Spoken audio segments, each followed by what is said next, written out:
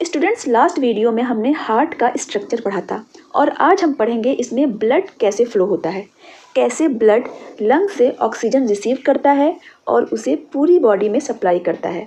Then body के हर cell से carbon dioxide receive करके इस डीऑक्सीजनाइज्ड ब्लड को वापस से लंग्स में भेज देता है, जहां ब्लड फिर से ऑक्सीजनाइज्ड होकर वापस से हार्ट में आता है। इस तरह ये प्रोसेस लगातार चलती रहती है। बच्चों, हमारा हार्ट दो पंप्स की तरह काम करता है। एक पंप हार्ट के राइट साइड के लिए काम करता है और दूसरा लेफ्ट साइड के लिए।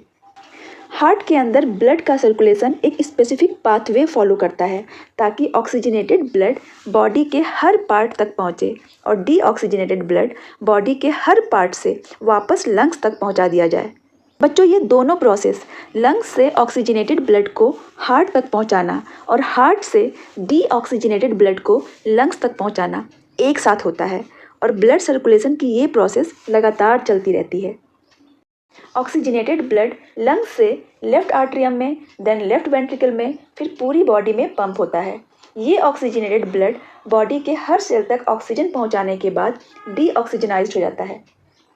तो वापस से ये डीऑक्सीजनेटेड ब्लड राइट आर्ट्रियम में, देन राइट वेंट्रिकल में, फिर राइट वेंट्रिकल से इस डीऑक्सीजनेटेड ब्लड को लंग्स में पंप कर दिया जाता है, जहां ये डीऑक्सीजनेटेड ब्लड फिर से ऑक्सीजनाइज्ड हो जाता है। इस तरह ये प्रोसेस लगातार चलती रहती है। अब इसे स्टेप बाय स्टेप समझते हैं। सबसे पहले हम हार्ट के राइट साइड को देखेंगे, जहां डीऑक्सीजनेटेड ब्लड होता है।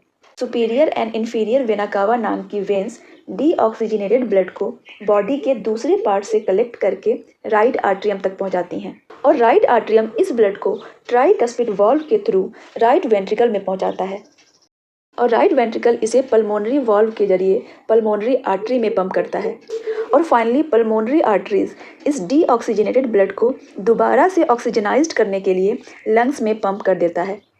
Now we will talk about left side of the heart. सबसे पहले पल्मोनरी वेन लंग्स से ऑक्सीजनेटेड ब्लड को लेफ्ट आर्ट्रियम तक पहुंचाती हैं। देन लेफ्ट आर्ट्रियम इस ब्लड को मिट्रल, जिसे बाइकस्पिड वाल्व भी कहते हैं, के थ्रू लेफ्ट वेंट्रिकल में पुश करता है और लेफ्ट वेंट्रिकल इस ऑक्सीजनेटेड ब्लड को एओर्टिक वाल्व के थ्रू एओर्टा में पहुंचाता है और फाइनली एओर्टा इस ऑक्सीजन रिच ब्लड को पूरी बॉडी में डिस्ट्रीब्यूट करता है।